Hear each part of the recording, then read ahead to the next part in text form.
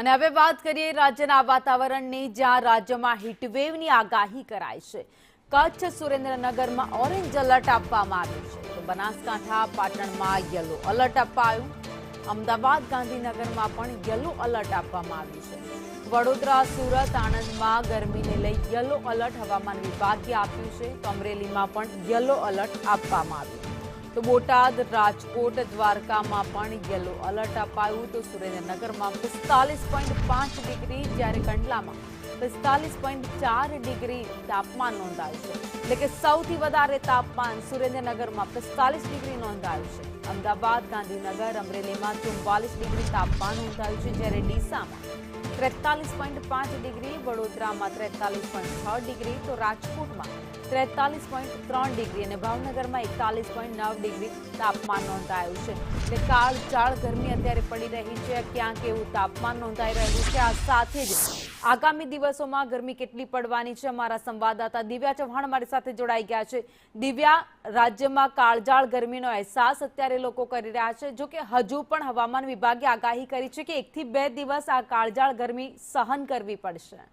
ભાવિની રાજ્યમાં આગ ઝરતી ગરમી પડી રહી છે અને આગામી 2 દિવસ પણ આ જ પ્રકારની ગરમી પડવાનું અનુમાન હવામાન વિભાગ તરફથી કરવામાં આવ્યું છે।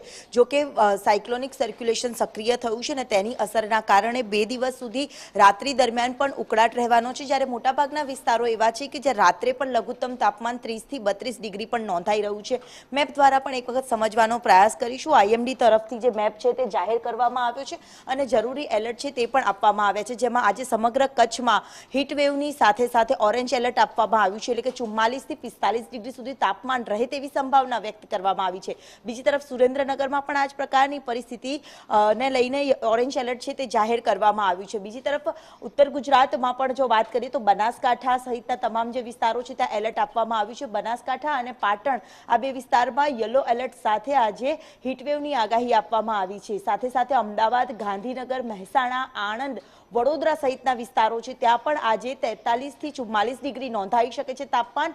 સૌરાષ્ટ્રના ભાગોમાં પણ રાત્રિ દરમિયાન તો ઉકળાટ રહેવાનો છે, સાથે સાથે રાજકોટ, અમરેલી, બોટાદ, દ્વારકા સહિતના વિસ્તારો છે અને દક્ષિણ ગુજરાતના સુરત જેવા વિસ્તારોમાં પણ આજે યલો એલર્ટ સાથે હીટવેવની આગાહી આપવામાં આવી છે। એટલે કે રાજ્યમાં મોટાભાગના વિસ્તારોમાં આજે હીટવેવની અસર વર્તાઈ શકે છે। સાથે સાથે ગરમીનો પારો છે તે સતત વધી રહ્યો છે, એટલે કે 43 થી 44 ડિગ્રી સુધી રહેવાનું અનુમાન છે તે કરવામાં આવ્યું છે। ગઈકાલના છેલ્લા 24 કલાકના આંકડા પર નજર કરીએ તો સૌથી વધારે 45 ડિગ્રી સુધી તાપમાન છે, જે સૌથી વધુ સુરેન્દ્રનગરમાં નોંધાયું હતું, જ્યારે અમદાવાદ સહિતના વિસ્તારોમાં 43 થી 44 ડિગ્રી સુધી તાપમાન નોંધાયું છે। એટલે કે ગરમી હજી પણ પડવાની છે અને સાવચેતી રાખવા માટે પણ હવામાન વિભાગ તરફથી જનતાને અપીલ પણ કરવામાં આવી રહી છે। જી, આભાર માહિતી માટે।